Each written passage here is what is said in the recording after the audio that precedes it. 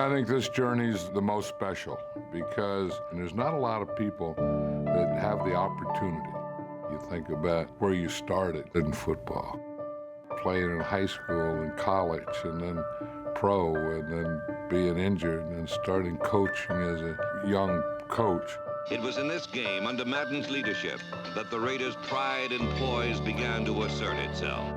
I mean, we'd gone through the things where we'd been close and we'd knock on the door, but we never knocked it in, and we finally did. Intercepted by the Oakland Raiders. Willie Brown at the 30, 40, 50. He's going all the way. Of all the games I ever coached in my life, it was the greatest feeling in the world. There was nothing that can beat it. John Madden goes on the shoulders of his players.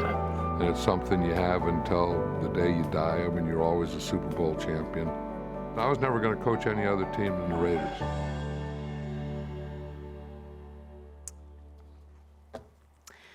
Welcome into the Silver and Black Show, presented by Cox. Erin Coscarelli alongside my all-pro tackle and Lincoln Kennedy. The NFL lost a legend on Tuesday. Super Bowl winning coach of the Raiders and an icon in the broadcast booth, John Madden, died Tuesday morning at the age of 85. The Hall of Fame coach spent all 10 years of his coaching career with one team, the Raiders. He never had a losing season, and he won the Super Bowl in 1976. Lincoln, I know for you, it was an emotional day when you found out about Mr. Madden. Is there a story that impacts you the most when you think of John Madden? Well, there's quite a few, but I think the one that sticks out the most in my mind was the fact when I got into broadcasting, Coach Madden said that you have to stand out, you have to be different from all the other analysts and broadcasters out there, and how are you going to do that? And so I come to know it as developing my voice, EC, and over the years I've tried to polish my voice and be different, because, you know, we've had all kinds of announcers who do what we do and people in this place, but how do you stand out and be different? And those are some of the most impactful conversations that I had with Coach, mainly because he was talking about life after football, how moving on. He made such a huge transition coming, you know, from the coaching world, going into the broadcast booth, making commercials. I grew up watching him.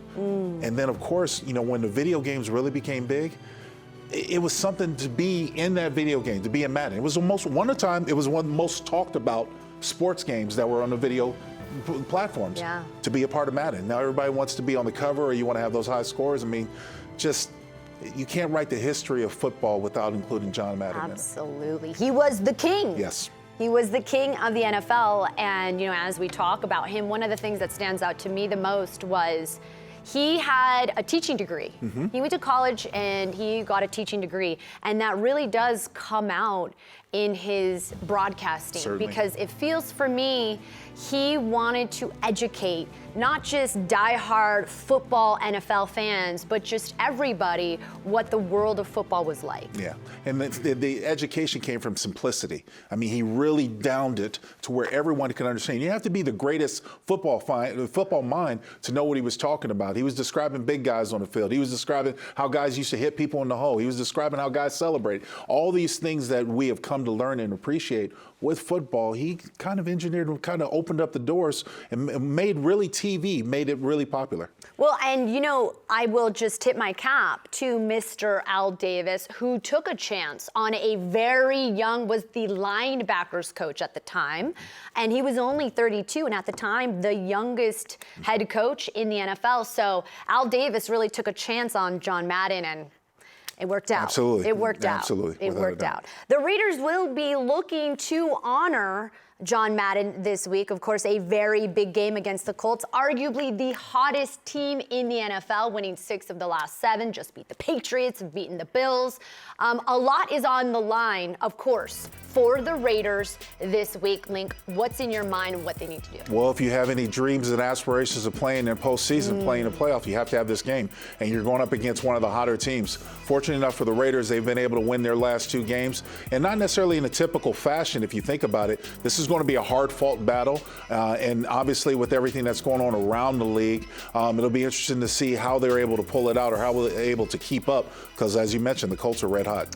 Absolutely. You know, you take a look at the record, definitely on a roll. Weren't sure if maybe Carson Wentz was going to be available. We still don't really know who's going to be on the football field come Sunday, but that's been the theme of this season, next man up mentality, and just get ready for the scheme. Absolutely. And one of the things that stand out in that stat right there, you see how they're +6 in the turnover? Okay. That is going to affect just about every game you're involved in, so the Raiders have to be extra careful with the football. Absolutely. Big game for the Raiders on Sunday. Coming up next, how will they slow down one of the best running backs in the NFL? Lincoln's going to share what the Raiders will need to do to stop him. Stick around. We'll be right back. The Silver and Black Show is brought to you by Cox, proud partner of the Las Vegas Raiders, and by Allegiant, the official airline of the Las Vegas Raiders. Low fares, nonstop flights. Book now only at Allegiant.com. And by Las Vegas. Vegas is the greatest arena on earth. Plan now at visitlasvegas.com.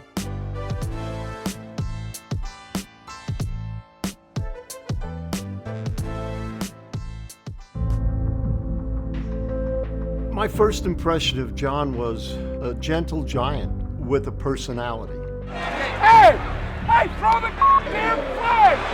John Madden really had a commanding presence. I mean, he was humorous, he was bright, he was intense. He was everything you could ever want in a coach. He was great with players. He wanted to win, and he believed in the Raiders. He believed in silver and black. He had the right attitude. He was smart. He was a very good technique guy, and he knew what he was doing. That's the key. There's not many coaches.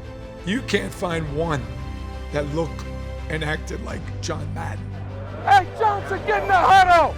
On the sidelines, up and down, trying to get a referee's attention. Get over here! You don't even watch your time, you sit back there and just throw it. You ever call one on them? There was no doubt when he was getting upset. The world knew it. He was just so animated, verbally, physically, and in every way. That son of a... Man, don't get excited, John. Relax. Son of a... But that was John. He got more excited than the players. He had the passion and the fire. He could psych you up by just talking to you. It fired us up. Loved him. But he had a soft side to him, too. He cared about his players. He loved his players.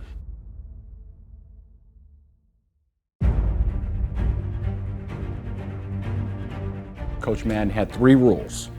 When I talk, nobody talks. Be on time and go like hell when I ask you to. No hair codes, no dress codes, no curfews. He gave us a lot of room to be the kind of player that we wanted to be on the field, be the kind of person we wanted to be off the field. Great mentor. He would say the right thing to me before a game and set me off.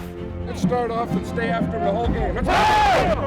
He knew what buttons to push on each guy to motivate him.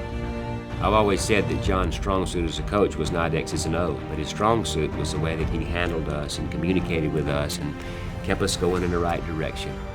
He understood each player as they were, the person that they were. He loved everybody. He pulled for everybody. He worked for everybody. And he had no problem helping anybody. He was just a phenomenal person. John helped raise us. He was a lineman at heart. I love John Madden. John was great for us. He was for the players. He would do anything for the players.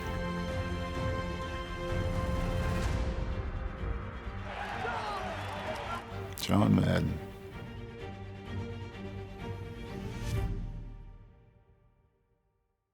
Welcome back to the show. The NFL world mourning the loss of a football giant. Legendary coach John Madden, an outpouring of support for what coach has done for the game of football. Take a look just behind me. Of course, you have a number of tweets. Lil Wayne saying all Madden forever, of course.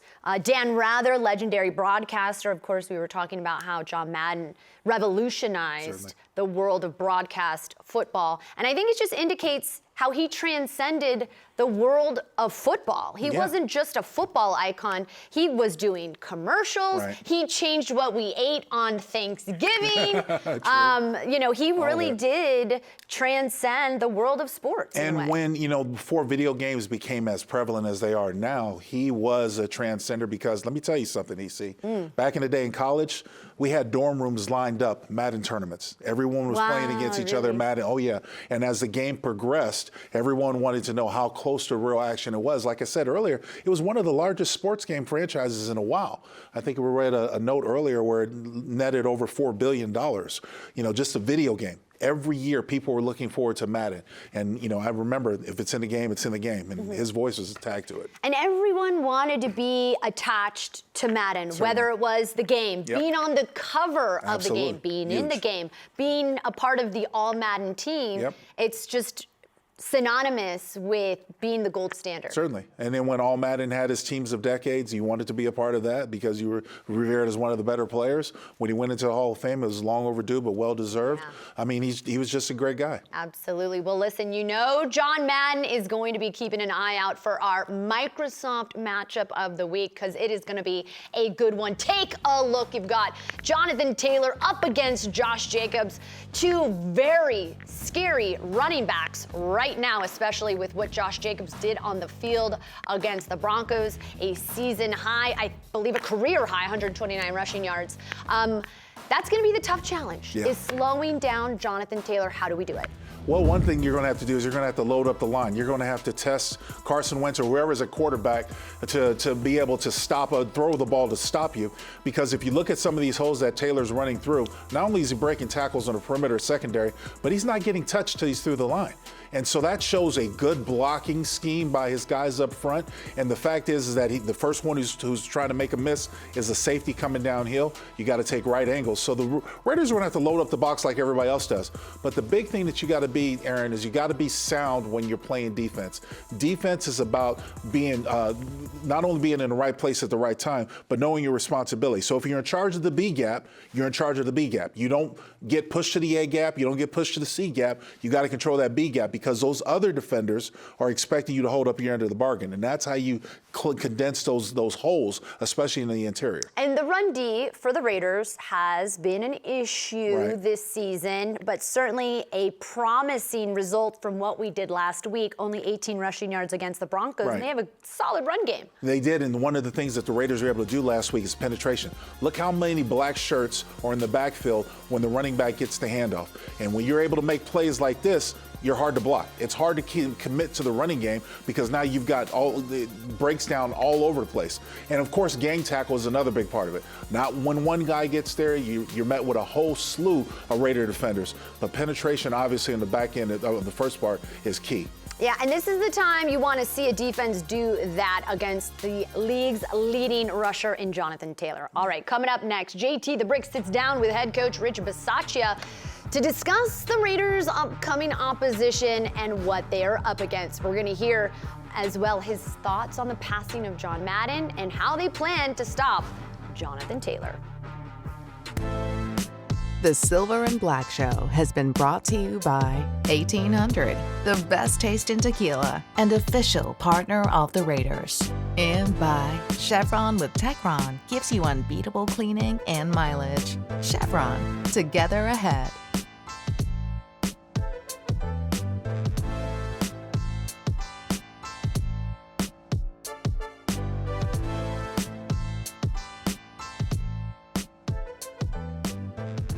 Coach, let's begin with the big news, the passing of John Madden. You spoke about it earlier this week. I want to begin with how it affected you. You're the head coach of the Raiders, and this is an iconic coach.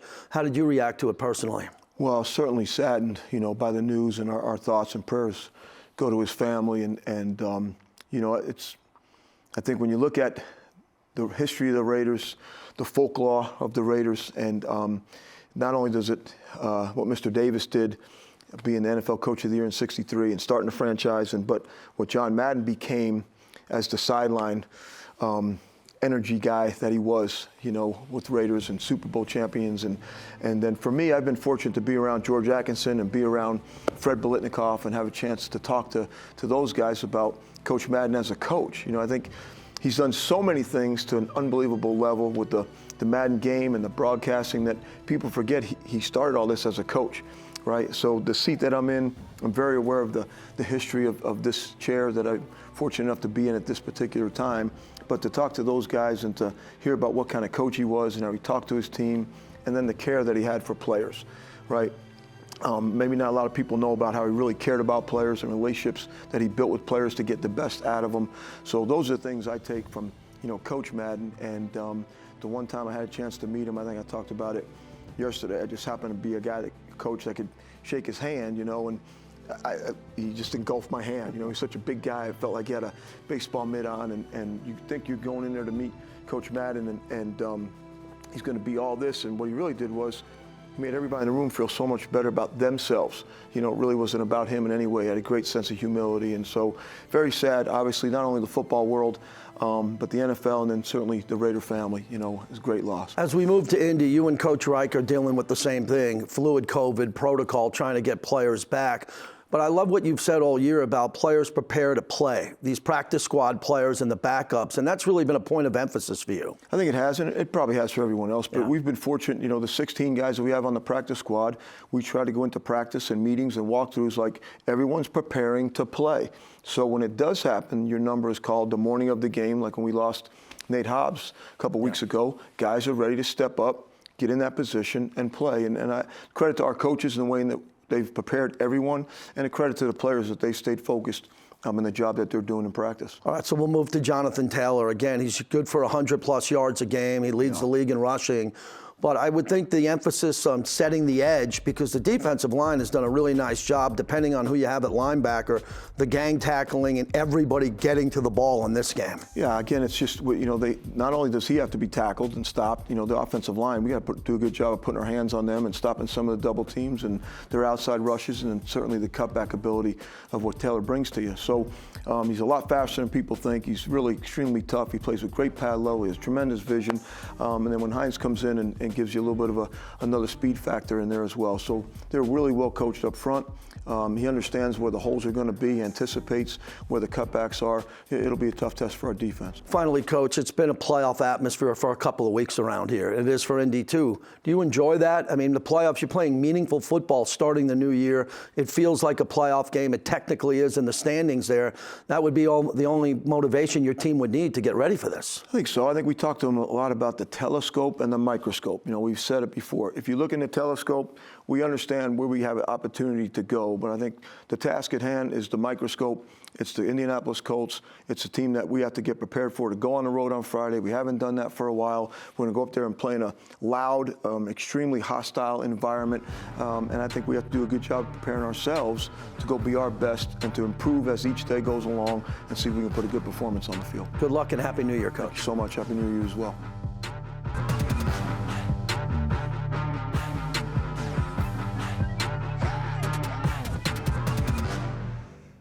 Welcome back to the show. Today we honor and celebrate the life of legendary coach and broadcast icon John Madden. Raiders owner Mark Davis lit the torch in honor of both John Madden and Al Davis. Davis honoring Madden at 6 p.m. the night he passed the original kickoff time for Monday Night Football. Very, very cool indeed. John Madden, just synonymous with the Raiders organization and the NFL and what he's managed to do. In 85 years, he really has touched so many people. Without a doubt. Including you. And speaking of the postseason, the Raiders are currently on the bubble, sitting at that 9th spot link, but they can make the postseason if, in fact, they do win out. Here is a take a look at the current playoff picture. You see it's the Ravens, the Chargers, and then the Raiders at that 8 and 7. It's really kind of confusing, tight. Right? Yeah. Well, it's tight and confusing a lot of people because you see the teams that the Raiders have beaten that are ahead of them, but the good thing for the Raiders is that if you win out, if they're able to win against Indianapolis, if they're able to win against the Chargers, they should be in the playoffs because they own the tiebreaker against the Ravens, they'll own the tiebreaker against the Colts, they'll own the tiebreaker against the Dolphins. So those are things that are in your favor. You hate to be in this position this time of year, but it's absolutely essential. If you have any aspirations of playoff football, you got to win. The playoffs start right now. Yes. For the Raiders, like you mentioned, they need a clean sweep to be able to see that postseason. Games that matter for Week 17. Take a look right here. Link, of course, the Dolphins playing the Titans. You've got the Broncos and the Chargers. The Rams and the Raiders. Anything in particular you're keen in on? Well, obviously, you're always keen on the divisional matchups. So you're hoping Denver takes care of the Chargers. And, of course, you want to see how things are going to go between Miami and Tennessee. Really can't catch the Titans in this case, so you probably want the Titans to beat the Bills. No, it just depends on how you look at it. But all in all, I never allowed myself to get caught up in scenarios like that, EC, because you win, you're in. That's the way I look at it. What's going on in the minds of the Raiders players in locker room right now? Because you got to win out to be able to see the postseason real quick. You have a chance. You have a chance. You have a chance. You win and you win. If you want to play in the playoffs, you win. It's that simple. So simple and well said. Clean sweep. And, we don't know who is going to be on the football field, as you've mentioned before. You just got to go for the scheme and not worry about the players. Yeah, and even for the Raiders, having some guys that they got to pull up from practice squad. Next man up. That's right. That'll do it for us, Silver and Black Show. Thank you for watching. For Lincoln Kennedy, I'm Erin Coscarelli. We will see you next time.